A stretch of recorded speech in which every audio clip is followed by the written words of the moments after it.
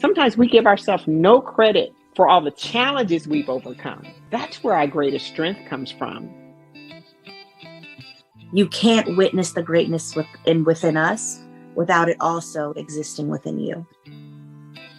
So we have to have more of us in those rooms where those decisions are being made, in places of leadership. You have to really be strong in who you are. That's the one thing I can say, Bev, that is missing so much from our young people, being able to get that shared knowledge and appreciation for a lot of women, a lot of things that women before us have done.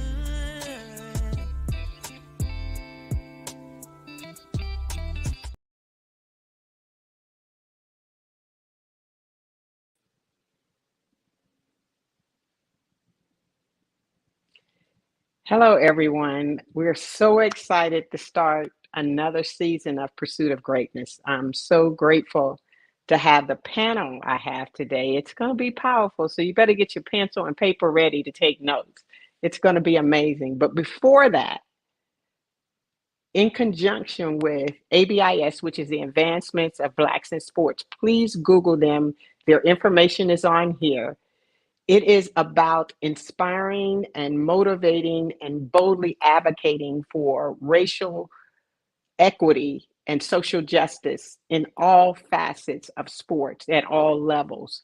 And it is an amazing organization. And I hope all of you take time to go to the site and really do your homework on the program. So with that being said, and the big shout out to ABIS at the event they're hosting tonight to honor young people who have just done some phenomenal things, we will move on to the phenomenal guests we have tonight. You know, we don't hold back. We just go right into it. So we're going right into this one with Coach Joel Brown. Joel is a phenomenal, to me, young man. He's not young, but he is to me, because I knew him back when he was struggling to master the hurdles. And did he not master it? He is a Ohio State Hall of Famer, as well as a coach who he's been ranked worldwide in the 60 and 100 meter hurdles. And not only has he competed at the highest level, he now coaches at the highest level, coaching young people and inspiring young people with his knowledge. With over 15 years, he's so dedicated, he coached and competed at one point. So welcome to the show, Joel. Glad to have you here. And joining Coach Brown is Coach Burrell. All right, Leroy. Leroy is, as Joel is one of my hearts, Leroy's always been my heart. And it's, you know, Leroy, you're getting a little old when I watched you compete and then ended up coaching against you. That don't make no sense to me. That don't make no sense. That don't make no sense. And not only is Leroy a phenomenal coach who's coached international level, collegiate champions, etc. He's also a former world record holder, an Olympian, and just a phenomenal inspiration, former University of Houston. Now he coaches at my alma mater. He finally woke up and saw truth. Auburn University, men's and women's coach. I got to throw your War Eagle on that one. All right, then. Okay. We done converted him with the paychecks.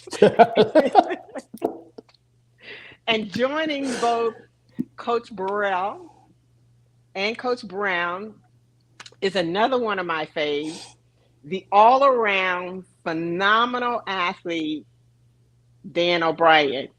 Now, Dan goes too far. I'm just telling y'all that right now with success. Who the heck gets a street named after him and a parade, as well as all of them are Hall of Famers in their own right? But Dan is a U.S. Olympic Hall of Famer, former world record holder, and he actually bought in a lot of sponsorship into the sport of track and field with his, what is it, Dan and Dave? Dan and Dave. No one had done it before. No one had done that before. And it went worldwide and transitioned beyond just track and field, but into the world at large, and people began to tune in to watch what Dan and Dave were going to do competing against each other. So Dave, and he's also an author. So let me put that in right now. So let me move on. And Leroy, I'm a little of age, not old, just of age. So I could get this wrong. Mm-hmm. And I know you're going to correct me because that's who you are, but hopefully I don't get this wrong. Because this is going to start us into our subject matter. When Leroy broke the 100-meter world record, he wasn't the favorite to win the race, for one. And people forget that as athletes are athletic and talented, they have this internal strength with them that makes them phenomenal. Leroy, when he broke the world record, they came to him, and I watched the interview because I always watch the interviews because that's the most telling component. And especially right after a competition, an athlete doesn't have time to adjust to think, so they're speaking from their heart. And they asked him, so the strategy your coach gave you worked. And Leroy's response was somewhere in this vicinity, and that's where I want to start this conversation. He goes, I wasn't thinking about what I was taught. I was trying to win. And I hope that what I learned came through in my competitiveness. He didn't use the word competitive, but in my desire to be first. And to me, that's the depth of what real discipline is, because everybody trains. Am I correct? There's not a person that doesn't go to practice. What's the difference, Leroy? What did that mean? What does that mean in terms of I've put in the work, I've executed to the best of my ability, but at the time of competition, my goal was to compete and win? Well, it's funny you should mention this because I have a saying, being on the coaching side of this now, that a lot of people come to practice. A lot of people come to the physical place, that training occurs, and they kind of, do whatever is planned to be done that day or that time or for that cycle, whatever you want to call it. But a lot of people don't come to practice.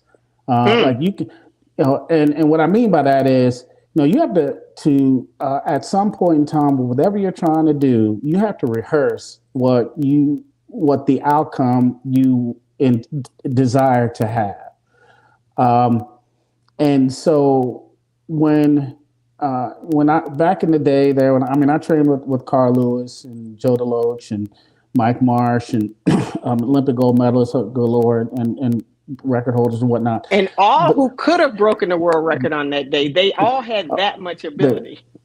They certainly did. And on any given day, but you had to come and practice what you needed to do when you wanted to be the winner, wanted to be as successful as you could possibly be.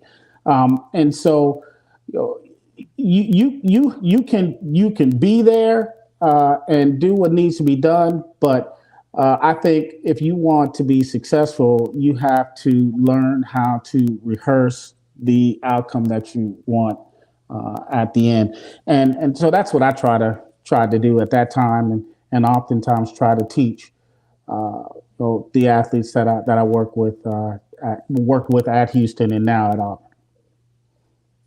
And I'm sure Joel does the same thing with his. Because he dished out a couple. His athletes have dished out a couple, and Dan did the same thing in his competitive time, and Dan coached for some period of time too. Like we've all coached against each other, Bev. But I'm gonna tell you, your kids came and they was ready.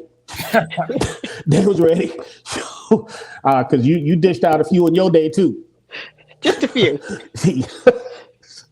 Coach Brown, you want to jump in on that? Yeah.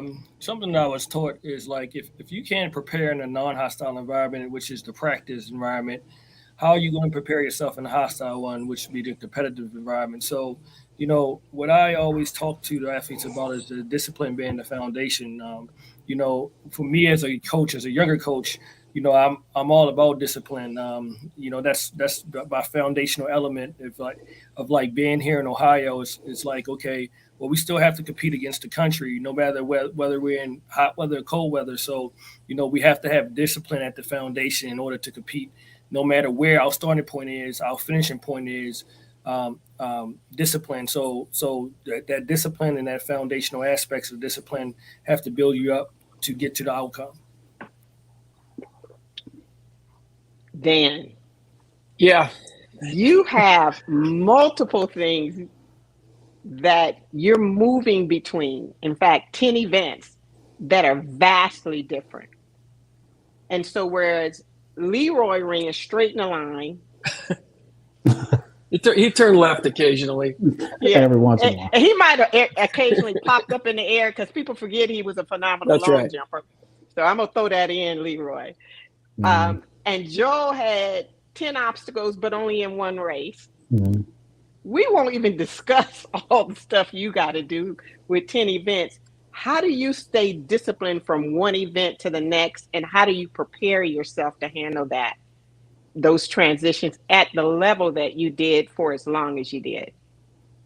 Well, Bev, thanks, first of all, for, giving me the opportunity to, be on with you guys and talk about this. I coached at the collegiate level while I was still competing because, you do that as a volunteer assistant coach. And then I was able to coach afterwards. But, I think my answer goes back into what Leroy talked about. And that's I think this is where the good coaches separate themselves. The great coaches separate themselves from the good coaches. You see this in the athletes when they show up at the NCAA championships and world championships and US championships. There are a lot of people out there training, a lot of people on Instagram like, I want to go to the Olympics. I want to be a world champion, but only a few people are really that disciplined to get there.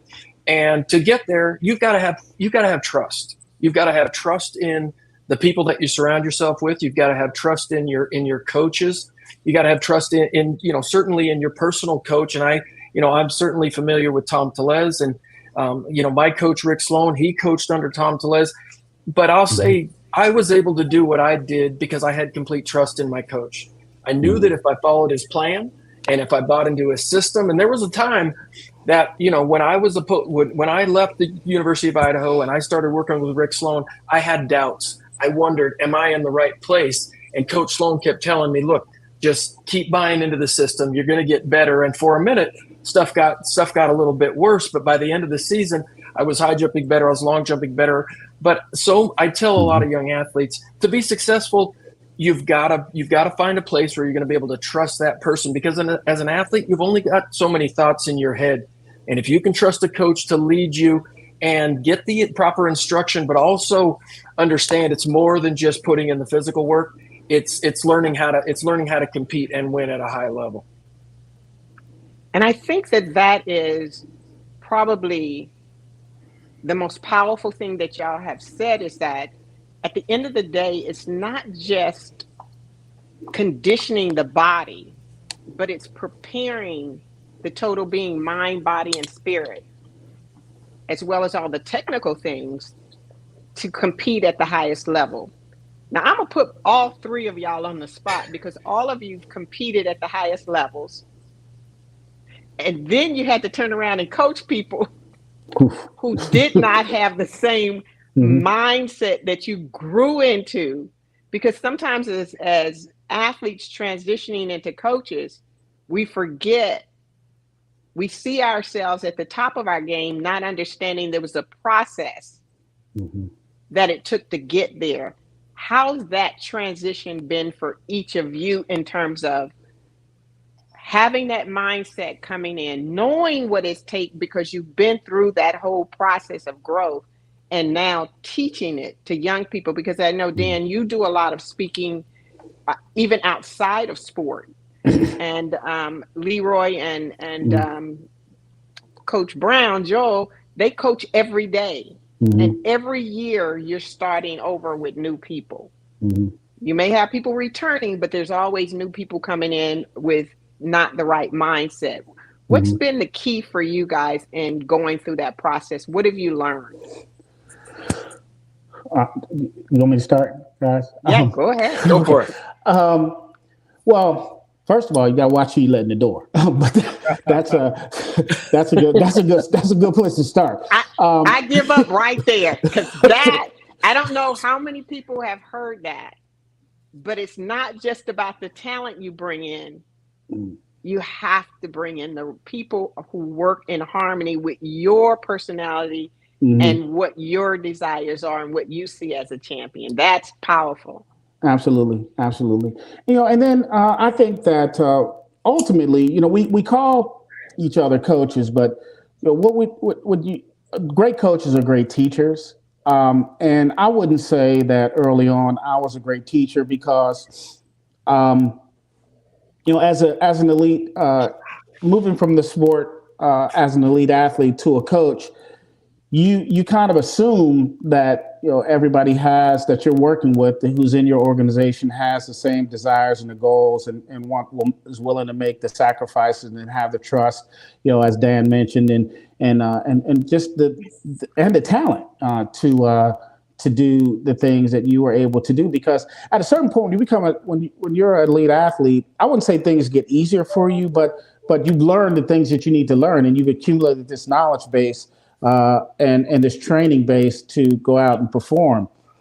And so it's really easy to assume that the people that you're working with have that. But one thing I had to teach myself and learn over time from mentors, a lot like you, Bev. And I mean, I ain't gonna lie, I sat and watched you a lot, and along with many of my contemporaries and those who came before me, that you have to teach. You have to kind of build a teaching relationship and a trusting relationship, as Dan mentioned.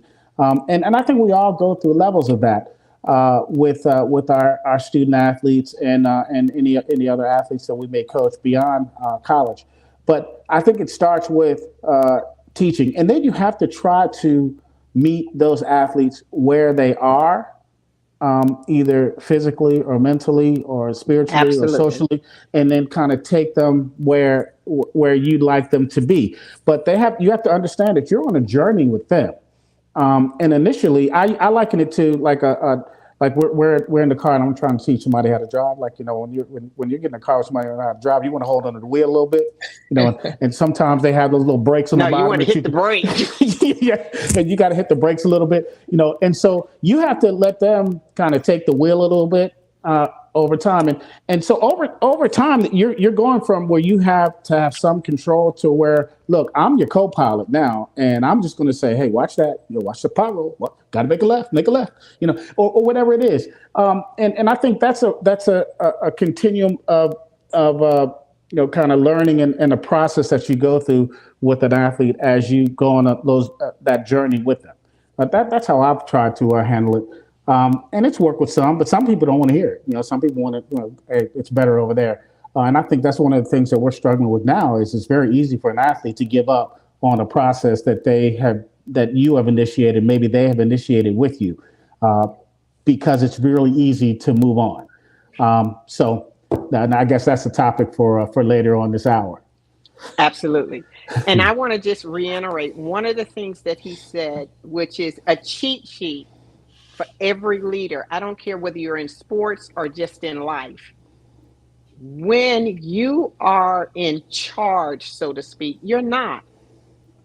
You're there to assist people on a journey to a destination that you both envision for the program, for the business, or for themselves. And that's critical. They're not on your journey. You're assisting them along their journey to greatness. So with that being said, I'll turn it over to either Joel or Dan.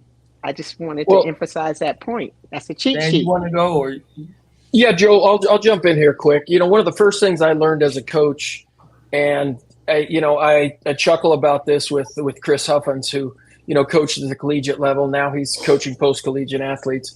But you realize early on that these athletes are not you. These athletes are not me. They're not you, and their desires, what they want to accomplish. That is kind of a hard lesson to learn. I was lucky. I stepped into a role at Arizona State where I had a young lady who was already an NCAA champion in the heptathlon. I just was there to help her win 3 more titles. She wanted it. She worked hard. She was an outstanding talent. But as I started to train younger athletes and athletes who would finish, that were just trying to get in the top 10 in the conference, I realized, this kid would rather get straight A's than score 7,000 in the decathlon. And that was kind of hard for me. And then when I would coach at the high school level, at junior college level, I get so frustrated at high school kids because you spend all this time coaching a kid and you see him BSing at the back of the long jump runway. It's like, pay attention. You got to be focused, and things like that. So yeah, that's the first lesson that I learned is it is their journey, Bev. Just like you said, you have to be there to assist them. And I have so much respect for coaches that don't just teach a program. Coaches that they need to coach. If you want an athlete to be highly successful, you got to coach the individual. Mm-hmm. Your system isn't going to work for everybody. And there's so many coaches out there who are just on a system. This is the system. This is how we do it here. It's like, okay, that'll only get you so far. But you see the difference between those coaches and your coaches like certainly like a Mike Holloway or Travis Geffert. Those people stand out because they've figured out how do you coach the individual and not the system. And the scary part about that, Dan, is most coaches are system coaches. Mm-hmm. I used to love competing against system coaches because the first thing you do when you're a system coach is you never challenge your system. It's always the athlete's fault. And now you're putting the athlete in a negative situation and expecting them to be great. No, sometimes you've got to adjust what you do. Mm-hmm. And I can't remember which one of you said it, but you've got to meet them where they are and then begin to elevate them where they need to be. And most people are fitting and I call that the percentage coaching. Yeah, you're going to get a smaller percent, but the people you lose are the people that could take you to the top. Mm-hmm. And that's the difference between great coaches and good coaches. Joel, I'll let you jump in. Yeah, thank you. So everyone, Miss Bev, you said something so eloquently. You said it's a two-way situation between the coach and the athlete, and then and Leroy said to meet the athletes where they're at, and I think that's so important, and particularly in the day and age that we're in with the athletes that we're working with, because for me as I won't call myself a young coach. I'm kind of in the middle. You ain't young, but what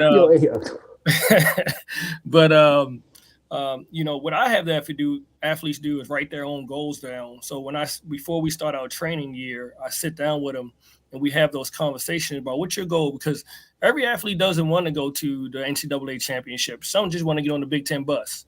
So I have to understand, where the athletes are in their journey to want to be great, and getting on the bus may be great for them.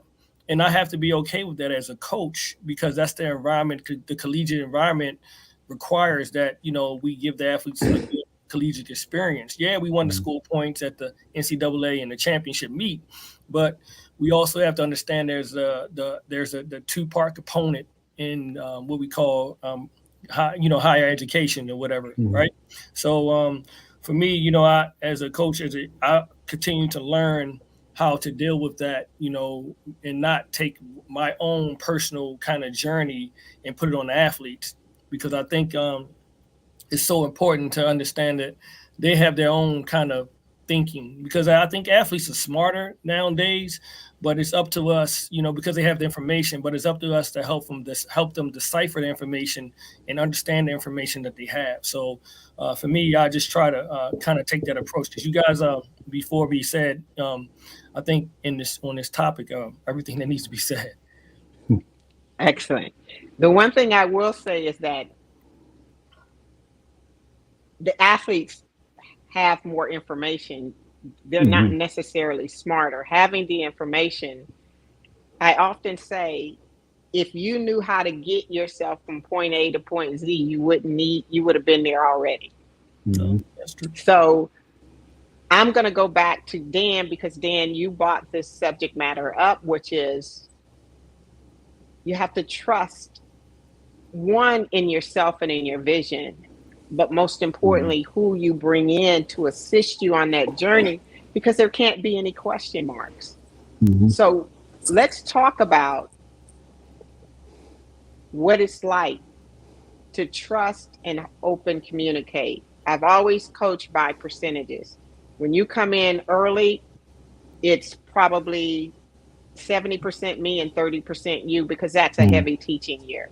And if I don't progress you to 75% you in a matter of time, and 25% me, I've already lost. So I know, Dan, at some point you had to let go and put all of your energy into the 75%, but you had to allow your coach to create the programming and to trust that he had that kind of belief in you. What's that process look like for you in the process of letting go?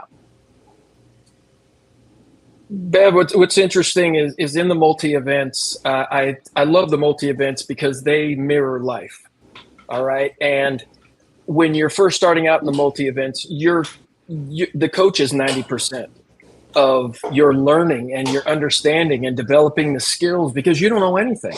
And even when you come out of high school or have a couple of years of college under your belt and you're pretty good at some events, all of a sudden now you go to a world-class level and you realize, well, I'm not very good in this, I'm not very good in this.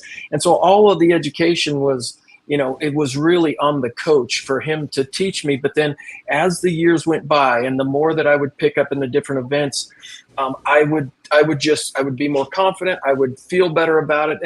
And what's interesting in my personal life as well, the same thing, you could see it happening in life as it was in the multi-event. And there was one day finally when my coach looked at me and said, I work for you. I want you to know that. You're the one who makes all the decisions. And I gave my coaches total control. Rick Sloan at Washington State University, Mike Keller. I certainly never showed up, argued a workout, or thought, I knew better. Hey, maybe we need to structure it differently. I let my coaches do all of that. But at the same time, there was a point in my career when they both looked at me and said, you're running the show now. Okay. And the fact that I let them coach me was part of that process. And so I think over time that coach athlete relationship changes, the dialogue changes. I think by the end of my career, my communication with my coach was just wonderful. And I think that's such a big part of it, being able to create a dialogue and have a communication that you and your coach completely understand. Because if you're not on the same page, then so many things just misinformation. And that's where, I had a lot of bad communication early on in my career. And I worked with a sports psychologist to get over some of that, because I thought my coach said this, but actually he said something else. And I would go home at night and have all kinds of, just I think emotional problems, until we sat down and said, what exactly are we talking about? And when I got to Arizona State and I had a chance to talk to Coach Greg Kraft, who's been there for so many years, he and I would have some great conversations, and he would look at me and say, you know what, it's actually just kind of nice to have somebody else around who I can speak the language to. And that made me really proud. And knowing that, I was processed. I was coached by a couple of great guys who just didn't tell me what to do. They helped develop the way that I thought.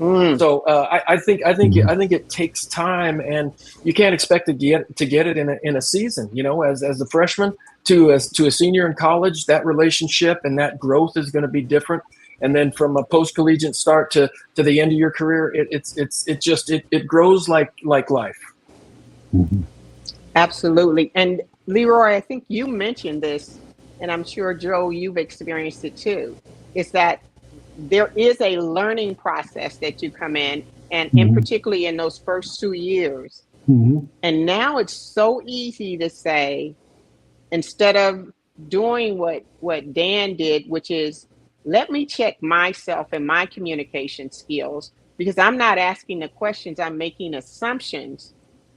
And come to find out, because he was able to communicate better, he found out that what he thought was being taught was the opposite. And once he had that trust, he was able to grow. But now it's almost as if you're watering down your message in order to keep them engaged so that you can help them to grow. How do you balance that with knowing that there is a learning process and there is a growth process that has to occur. I can speak. I mean, it's you can see it in your athletes. So you look at your seniors, and then you look at your young people. Your seniors usually you don't have to tell them how to warm up. You don't have to tell them when to do things. They kind of just know how to operate, whether it's in training or competition. They kind of know how to operate. They know how to maneuver. They know how to navigate the process in order for them to, have success, through the fall, going into the season. So you kind of can look at the spectrum of young people to old and hope as a coach that you instilled enough knowledge, enough discipline, to the topic in the young people who are now older young people, and that stuff took, and that they know how to do the right thing. Coach Burrell? Well, like I said, I think when you start, it is mostly the coach, and of course the athlete has the talent. Don't get me wrong; they're the ones who have to put the physical in, but the preparation and some of the mental side of athletics, early on, that's a lot of that is the coach, because you have to teach people, how to handle the new competitive environment that they're in. Because when you go from college to from high school to college, and then college to the elite athlete level, the competitive environment completely changes, and what's good is redefined everywhere along the way. And so, and what's good behavior as well, and what's good preparation is redefined everywhere along the way. And I'll tell you, it makes it a lot easier, at least from my experience, to have been, around Tom Tellez and Mike Takaha, who led several Olympians, and then to train on the same track with Carl, because that's all I had to do is look over and say, Carl Lewis, that is, look over and say, oh, well, he's doing it, I need to do it. And if he's doing it, I'd probably need to figure out a way to do it even better. So that was a big part of my experience. And I think one thing that, I had tried to do, at least as an athlete, is I was never afraid of being in an environment with people who had bigger accolades or had more success or had more experience than I had. I was never afraid of that, because those are the people that you could learn from. And hey, what's that old saying? Imitation is the greatest form of flattery. I'll imitate you with the quickness, because why should you have to start from zero? But there are a lot of people who live in that world where they feel like, well, I got to do it my way. Well, you're going to have to go do some trial and error when you go through line trying to become, get yourself to a very high level, doing it your way. Now, I think once you do get to a point where you've reached, matched, or maybe even exceeded the success of some of your mentors and some of the people you may have emulated, then you do have to learn how to do it your way, because you gathered as much as, I guess, presumably as much as you can from the folks that you're around.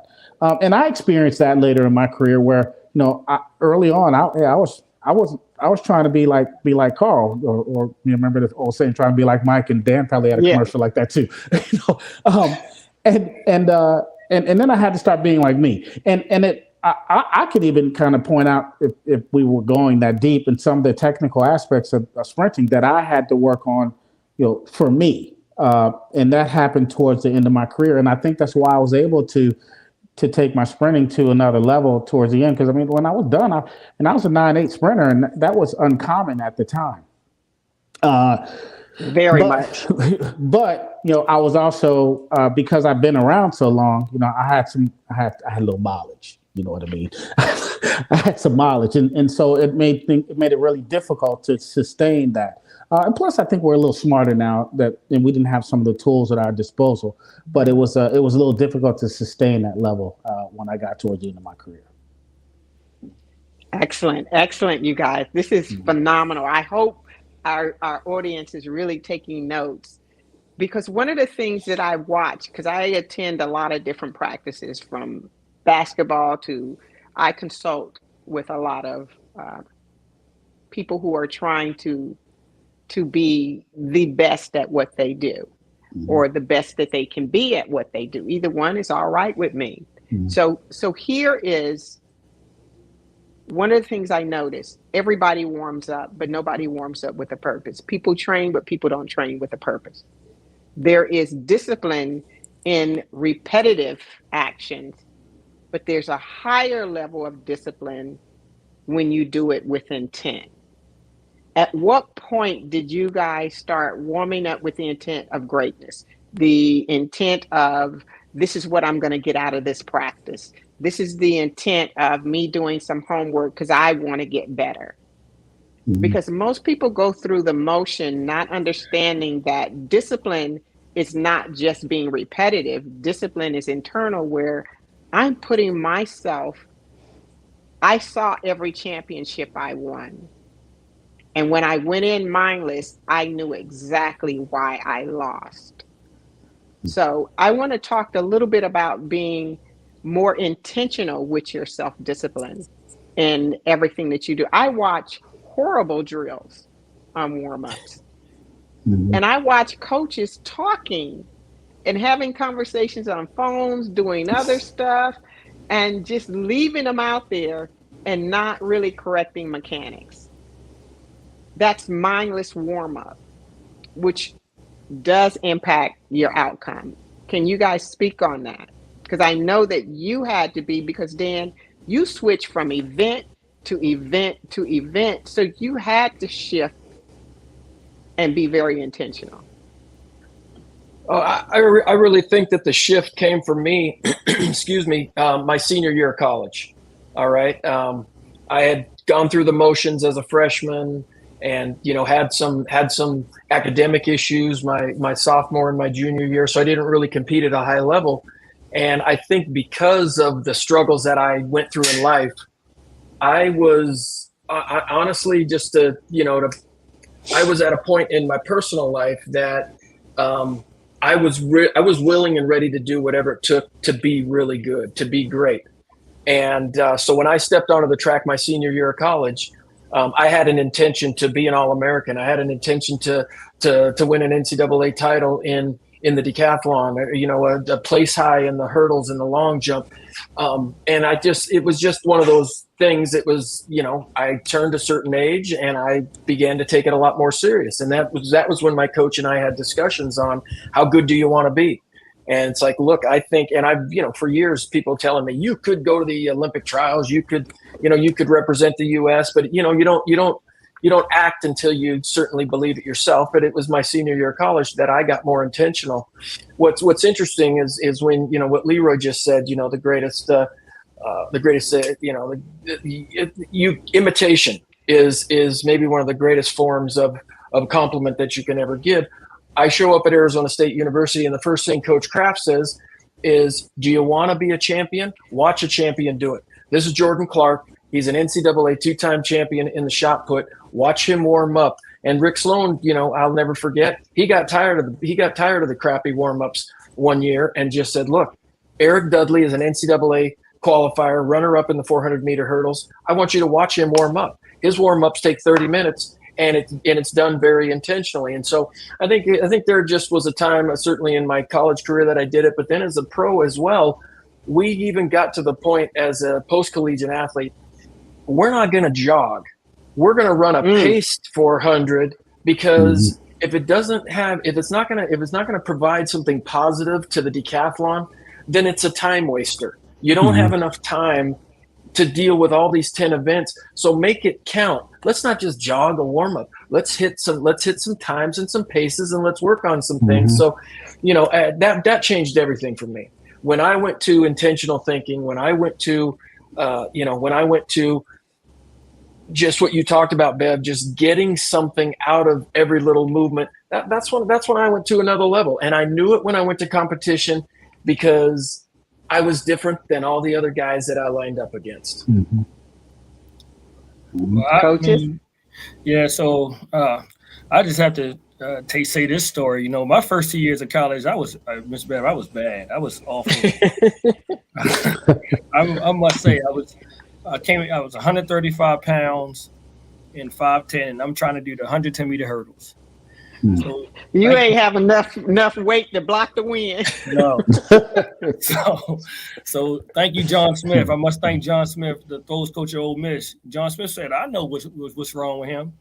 And he took me in the weight room and he got me strong. But the thing was, the one thing I learned about that during that process was how serious the throwers took lifting. And that's what made me disciplined. Yeah, I can't even talk about warm up yet because I had to get strong enough to be able to go warm up and do things the right way. So once I was able to go through that process and see how they took the weight room business so seriously, that made me become a more disciplined athlete. It made me start to study the sport. It made me do things that took me to the level in order to go to the next level. And then once I made to the World Championships, I was able to see people like Alan Johnson warm up, and then I learned a new kind of discipline. So that those stories, and being around great people help you learn a lot. Well, like I said, I was really fortunate. I didn't have to try to learn all this on my own. But I think part of the fortune, at least in my case, and I think Dan can probably speak to this, is the decision that I made to go to a place where there were already great athletes. There are a lot of athletes who don't want to have anything to do with an arena that's challenging, because they, we call that the big fish in the small pond kind of kid. I was like, where are the good ones? I need to go there. And where are the best coaches? Because I need to go there. And I just felt like I did not. Well, first of all, let me just kind of back up. I grew up in Pennsylvania, so I couldn't quite understand why people running so fast in other parts of the country, and I wasn't there. Although I did everything my high school coach asked me to do, he was a great coach for me. He was really great, more of a mental coach. There were some things about the sprints that he just did not have didn't know at the time. Didn't know at the time. And so when I had the opportunity to go train with Tom Tellez, I was like, who wouldn't? I'm out. who wouldn't? And this was in 1984. Man, I'm sitting on my grandmother's living room floor in front of the TV watching Carl Lewis duplicate Jesse Owens' feat of winning 4 Olympic gold medals. And about a few months later, here's the coach who coached that athlete calling me saying, "Hey, we'd like for you to come to the University of Houston." Who wouldn't do that? But there are some people who said no, and I couldn't quite understand that. But I think that's the start of it. I was willing to put myself out there to be in the environment where greatness was already attained, and the formula, so to speak, was written, and you just had to try to follow that. Of course, you have to do your own little quirks and things, but you just had to follow that. And even with all of that, I had to come back from a pretty serious injury my freshman year. I tore my ACL at the end of my freshman year, and struggled through that whole process as well. But I think the people that I surrounded myself with, made that process a lot easier. Okay, let's hit that point right quick, and then and if you guys can answer this, and we'll go right into the summary because we're almost at the end. People may not realize this, but Leroy even married a champion. That don't even make sense. To have that much discipline in the house and that much greatness in the house. Mm-hmm. And I think you just said something that's extremely powerful. And Dan even alluded to it when he said, I went into Arizona State and could firsthand now witness what great athletes did and modeled back to me is of critical importance. And I know, Joe, you've trained with some of the best. And when these guys competed, they may have one or two athletes that are doing phenomenal in an event now, but when these guys competed, especially Dan and Leroy, who are older than Joel, the fields were packed on any given day. It was a war zone. Talk a little bit about surrounding yourself with like-minded people that are not going to encourage you to get pizza in the middle of the night, not going to encourage you to go hang out at the club, to chase your desires, all of that stuff, but are going to say, man, you need to go to bed, or let's go get some abs done, or just speak greatness and appreciation into your journey, not just a coach. Talk a little bit about your surroundings being a reflection of your dream. Well, I mean, I'll start. Well, first of all, I will say this. We had some fun now. That's what greatness is. Greatness is really fun. People forget that. Well, it ain't all serious. Yeah. Well, I mean, we what I mean by that is, we worked really hard, but we also played pretty hard too. But we enjoyed. But you knew when to play. Yeah, exactly. And we enjoyed each other's company. We did things together, and I mean, I think I was very fortunate, and a lot of people, having trained and gotten to know Carl and worked with Carl. I mean, Carl came back and worked with me at the University of Houston and in a coaching capacity. And a lot of people, Carl got a lot of bad flack for his personality. But Carl always had somebody with him. He always brought a friend. He always had someone along with him, whether it was Kurt Baptiste or Joe DeLoach or me and Mike Marsh or the rest of the whole Santa Monica Track Club. He was never alone in his pursuit to his path to greatness. And I think that's one of the more silent things about Carl that many people don't really know or never really paid attention to. And Carl made it fun. Yeah, be honest with you, he did, all of the things that people thought were unusual about Carl we thought it was fun. It was. I mean, Carl wants to do a video or go sing the national anthem. Or, everybody knows all about that kind of stuff. That was just Carl being Carl, and it was Carl having fun with it. And Carl we played cards, we played dominoes, but we also worked really hard. We went to the club too. I'm not gonna lie, but we had a good time, and we all knew when it was time to work, and when it was time to play, and when it was really time to get serious. And so those are some of the things that I learned just from being in that environment. But like I said, at the same time, when it was really time to go, when it was a world championship or Olympic year and it was time to get it going, we were all focused. And then, so you could look at Carl and Tom Tellez and Mike Takaha and the whole Santa Monica group, Joe Douglas and David Greifinger and everybody who was involved, Danny Everett, Steve Lewis, Johnny Gray. I mean, all of those guys were really like-minded, but Carl was a really big influence on all of us, and I think had played a role in all of our development and all of the success that we had. So, in other words, we had good teammates, and we also had a good captain. So that's the key. Mm-hmm. Be careful who you follow. They could lead you down pathways you get to the end of the path and you be like, I don't want to go here. Mm-hmm. Okay, coaches.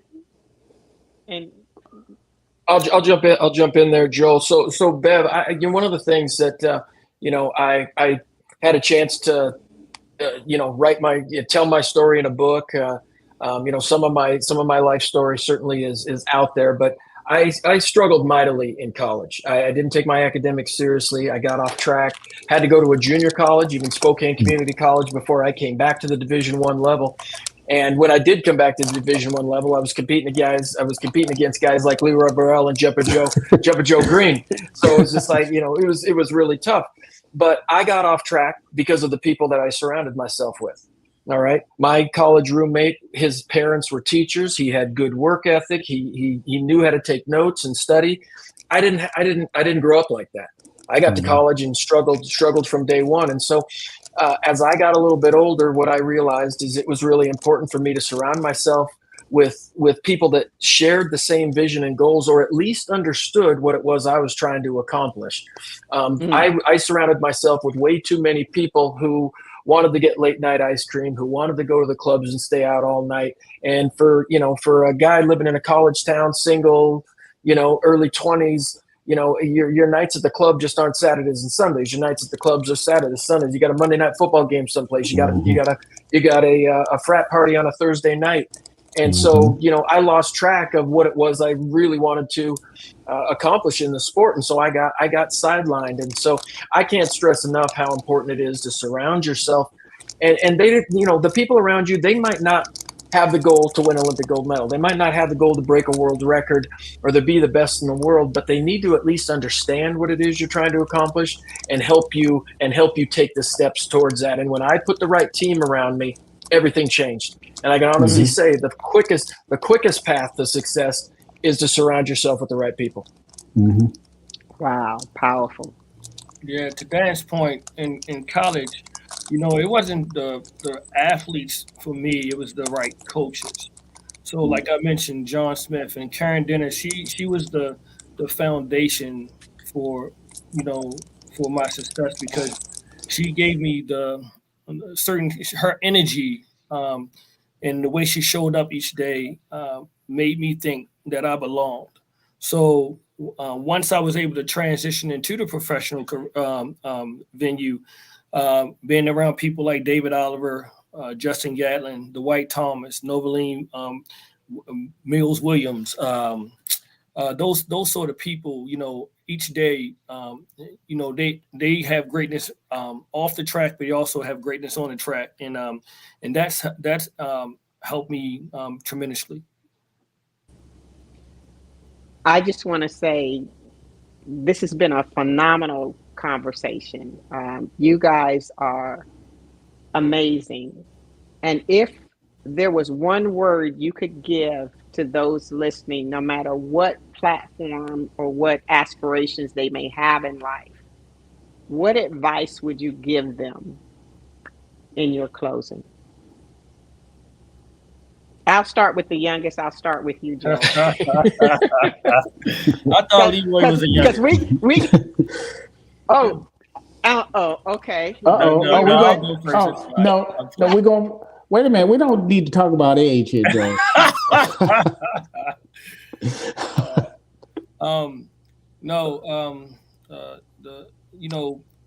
It matters how you show up. Showing up. The preparation that you put into how you show up each day will take you on the path that you're searching for, or it leads you astray. So how you show up matters. So I would suggest anyone to take that heed and continue to show up and seek out others who doing great things at a high level. And I would just say, when he says show up, you're showing up for your vision. You owe that to you. Thank you. You owe that to yourself. All right, guys. What are we going by age? Because I'm not sure, Dan. I think you and I are about the same age, but I'm not exactly I was going to say, y'all about the same. 57 in July. Okay. So I'm younger than you? I'm 57. I'm sorry, 56 in February. So okay, you go. You're next, Leroy. Okay. You got him by lane. You got me by exactly. I think you have to go about what you want to accomplish with a great deal of faith. Because there are a whole lot of different ways to go about reaching your level of personal greatness, but you can't get there if you don't really believe that you can be successful, and that you can find the right people to assist you, to coach you, to train you, to mold you, mentor you. And when you do, in fact, find that person, those persons or those people, you got to believe. You got to have some faith that you're making a good decision, even when it doesn't look good. Dan alluded to that earlier. Sometimes it's not going to look great. Sometimes it's not going to be smooth, and sometimes you're not even going to get along. But you have to have some faith that you can grow in that process and stick with it to get to that end point. So I think you have to have some faith in the decision that you've made in yourself and in your creator, and the people around you, everything that you're all about. Absolutely. Bevy, my word is sacrifice. All right. When I was a young athlete, I wasn't willing to sacrifice. All right. When I wanted to be the best in the world, that was when I made the most sacrifices in my life. And I was the best in the world. For 7-8 years, people, I look back on those times and think, how were you able to do it? I sacrificed. I sacrificed personal relationships. I sacrificed time with family. I made the sacrifice to give everything that I absolutely could to the process during that time. Did I have my fun times like Leroy did? Absolutely. Because when you're winning, it is fun, and it's not the only thing, but it sure is a lot of fun. But sacrifice just is one of those words that comes back to me. And it's easy to sit in front of a bunch of high school kids and say, hey, be careful on Saturday night. You got to make sacrifices, or to ask your football team or your track team not to drink during the season. Those kinds of sacrifices to me, I think are easy. I was a very driven athlete. I trained a lot like Arnold Schwarzenegger did, and where I immersed myself completely. There were Christmases that I didn't visit family members because I wanted to stay in a place where I could train and not get off my schedule. So I think sacrifice, along with surrounding myself with this team, was one of maybe two of the most important aspects of how I was able to do what it was that I did. Okay, I'm a deviate because I just got to ask one more question. I wasn't going to ask it, but it kept coming to my heart. Oftentimes, people go into professions or they go into a sport and they're trying to get the money or the fame that somebody else got, and they don't have a passion. And Leroy, you alluded to that deep faith, that belief in something that drives you beyond all the things that you would have to let go of, as Dan said, in sacrifices. Just give us a briefing on just that power that you found in yourself that says, I want to step on top of the podium and be the best. And then money and fame follows that passion. I remember, I will say this last thing. Kobe Bryant studied all the greatness, but not just in his field. I remember him telling the story of asking Michael Jackson how he could dance so well. He says, I practice. I practice until I can't move. And Kobe said, then what do you do? He said, that's when I really practice. That's a passion that drives you beyond your bank account and how many likes you get. Can we just quickly talk about, if any of you have anything to add in that, please do. Yeah, I will. I'll just add real quick. I don't think any person who reaches one of the highest levels of whatever it is they're trying to do does it purely for the money. Sometimes they're just a super driven, competitive person, or they're just a perfectionist. Me personally, I wanted to. I never really thought I had this great gift. I just wanted to figure out how far I could go. All right. And whether along the way there was going to be some big reward financially, that was just, the maybe the side effect of it. And plus, in this sport, there are some, don't get me wrong, there's some people who make a great deal of money, a pretty good amount of money, but it's not like the financial rewards are like other sports. But I do think that people get sidetracked by the fact that there's money involved. But me personally, my issue was I wanted to make sure that I didn't leave I left as little to doubt as possible. Because I think we're all going to leave some doubt. But I left as little to doubt as possible. And don't get me wrong, part of that is a little bit of a problem, after, on the back end, because if you don't reach the level of greatness that you feel that you should, then you're always replaying it in your head. I still replay an Olympic final in my head. I still replay a world championship final in my head, even to this day, because those things, if they go the right way, it's your turning point. But I think people who have a great deal of respect for what they do realize that the margin for error is at the highest level is very, very small. And if you make the error and you really believe in yourself, you really truthful to yourself, you realize, oh, this is where I made that mistake. And that's how you live with it not working, not completely working out in your favor. But that's a whole nother story. We might have to do another show on that one. Oh, we will. Guys, anybody else want to contribute before we close out? Let me jump in here. We live in a sport that hurts.